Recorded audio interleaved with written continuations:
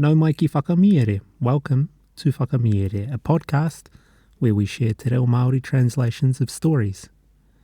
Each week we release a new Paki Poto with a longer form Paki Waitara every month.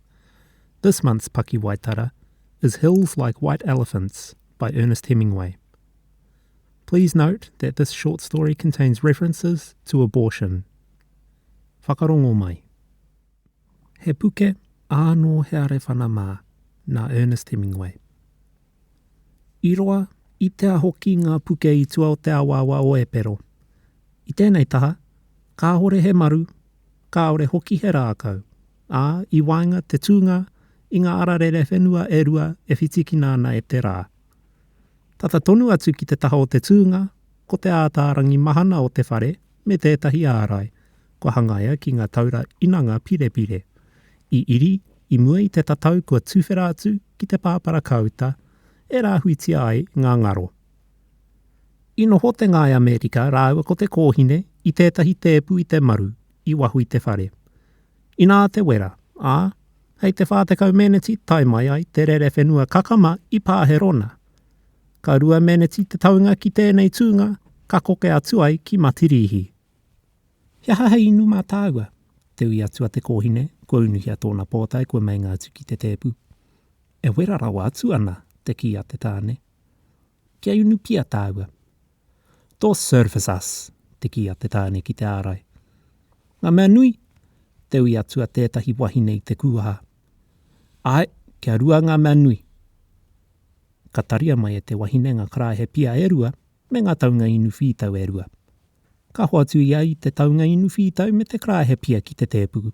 Ka tirohia ai te tāne rāua ko te kōhine. I te titiro atu te kōhine ki te pai puke. I te whitinga o te rā, kua mānga puke, kua prauri, kua maroke hoki te tai ao. Āno he are whanamā e nā, tāna kōrero. Kāre anō e kia kite i tētahi. Ka inu te tāne i tāna pia. Ka, te kitea e koe.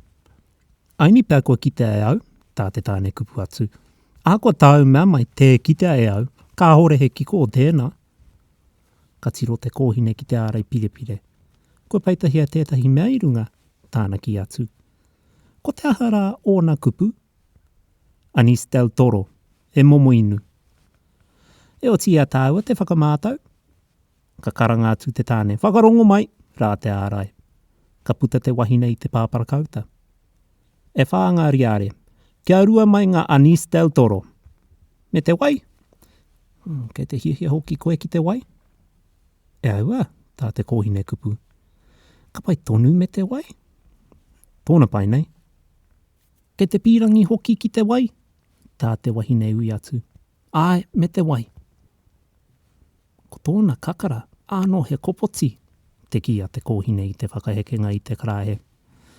Ko e te ahuonga mea katoa? Ai, tā te kōhine. Katoa ngā mea he kakara pēnei te kopoti. Ina kua ngā mea kua roa nei e taria nei e koe, pēnei te apinihi. Ei, kāti, nāu anō i tīmata, hei tā te kōhine. I te ngahau au, i rarau e noa au. Eki, kia ngana tāua kia rarau e noa. Ana, i te ngana au, i ki au kua pēra ngā maunga i ngā re whanamā. I nā te ihu manea ne. I nā hoki te ihu manea. I hiahia au kia whakamātau i tēnei inu hou. Koina noa iho tā tāua neha, he titiro ki ngā mea me te whakamātau i ngā inu hou. Tā hua nei, ka titiro kau atu te kōhine ki ngā puke. He puke a tāhua, tāna kōrero. Ari te mea e pēra rawa ana i ngā re whanamā, ko tāku noa mo te tai o ngā kiri i rā ngā rākau. He nua nō kia tāua. Ana, ka pupuhi te hau i te ārai pirepire ki te tēpu. E mātau pai ana te pia, te ki a te tāne. E rawe ana, te ki a te kōhine. He pokang ngāwari noa nei jig, tā te tāne, kāti, kei kia hoki he pokang. Ka titiro te kōhine ki te papa i tū ai ngā waiwai o te tēpu. I mōhio au, e kore aha ki a koe jig. E kore noa iho. He tuku noa i te hau kia rere. Kāore te kōhine i kōrero. Ko au e haere I tō taha, noho ai rā te roanga. Ka tukana noa I hoa e rātou te haukiro, ko Māori katoa. Ka hata au hei muri ake. Ka pai tonu a muri atu, pēnei o mua. He aha koe e whakapai pēnā nei. Koe anake te mea e whakararu nei e tāua. Koe anake te mea I tiwha ai tāua. Ka titiro te kōhine ki te ārai pirepire. Ka toro atu I tōna ringa, ka kapohia ngā taura pirepire e rua. Nā, e whakapai ana koe, ka pai, ka hari kua tāua. E mōhio anau ka pēnā. Kaua koe e mataku. Kua mōhio au ki te toko maha kua whāia tēnā. Me au tahi, tā te kōhine. I muri mai, I hari kua katoa rātou. Nā, te kupua te tāne. Ki te kore koe e hiahia, e hara I te mea me whai. E kore au e uruhi I a koe, kia whai I nā te hiahia. He oti e mōhio anau he ngāwari noa. Kei te tino hiahia koe? Hei tāku ko te ara tikarawa atu. Engari ka reo I te hiahia kia whāia e koe I nā kāore koe I te tino hiahia. I nā whāia e au, ka hari koa koe, ka pērā no tāua I o mua, ka aroha mai koe ki au. E aroha tonu nei au ki a koe. E mōhio ana koe kei te aroha au ki a koe. Kei te mōhio, engari, ki te whāia e au, ka pai anō ina ki au e pēnā nanga mea I ngā arewhana mā, ka rata mai koe. Ka arohaina e au, e arohaina tonutia nei, engari tētahe te aro atu, mōhio nei koe ki tōku āhua I nā āwangawanga. I nā whāia e au, e kore anō koe e āwangawanga, e kore au e āwangawanga I tēnā.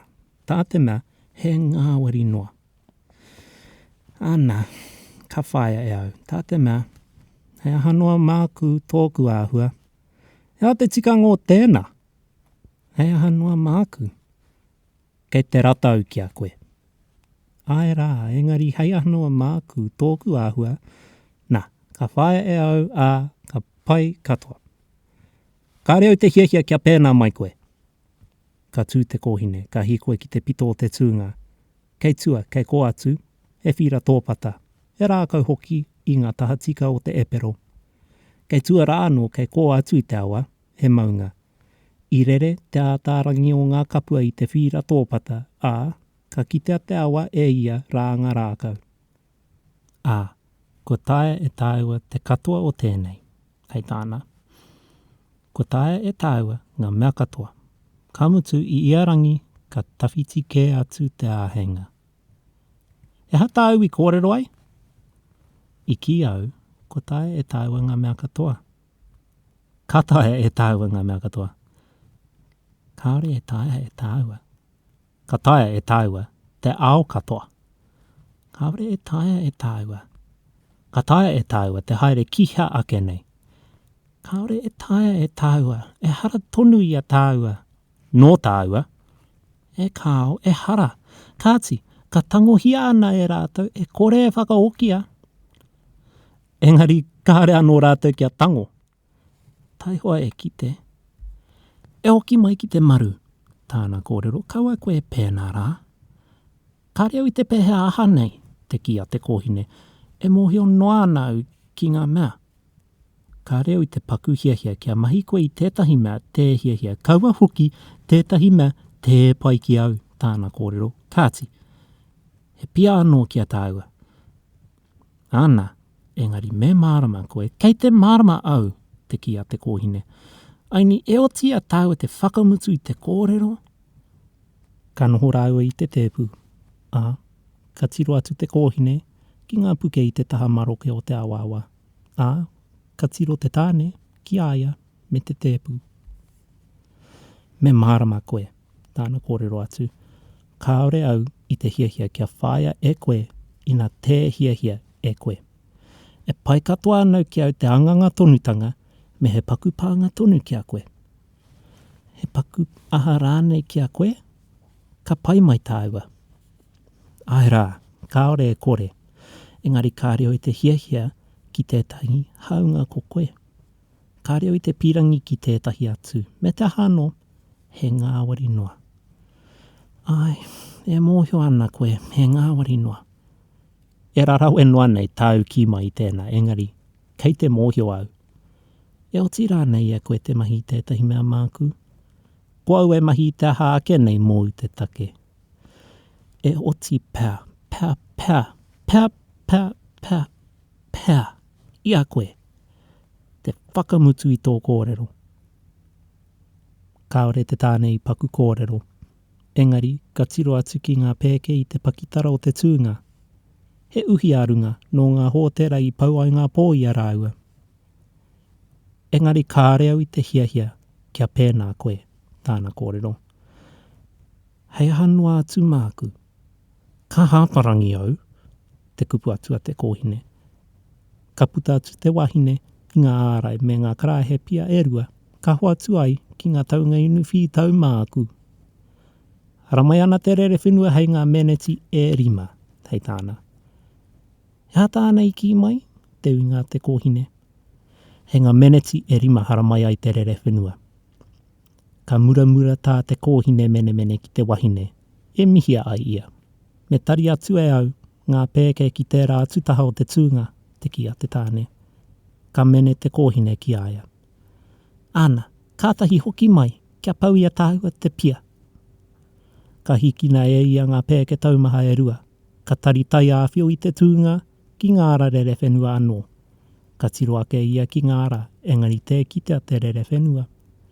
I tāna hoki ngā atu, ka hikoe rā te rūma pāpara kauta, te unu ai ngā tāngata e tāria nei te rere whenua. Ka inu ia i tētahi kopoti i te kauta, ka tiro hia ai ngā tāngata. I te tatari noa mai rātau katoa ki te rere whenua. Ka puta ia rā te ārai pirepire. I reira te kōhine i te tēpu e noho ana, ka mene atu ia ki te tāne. Ko pai ake koe, te ui atu a te tāne. E pai ana au, hei tāna. Kāore he paku raru ōku. E pai ana au. Tēnā koe i tāu whakarongo mai. Thanks for listening to today's episode of Whakamiere. Tune in each week for a new podcast, and if you like our kaupapa, please consider supporting us on Patreon. Patrons get early access to the podcast, PDFs of all the stories, and exclusive voting on future Paki Waitara. Ko taurapa au, e mihi nui ana, hei a koe nei e hoa mā.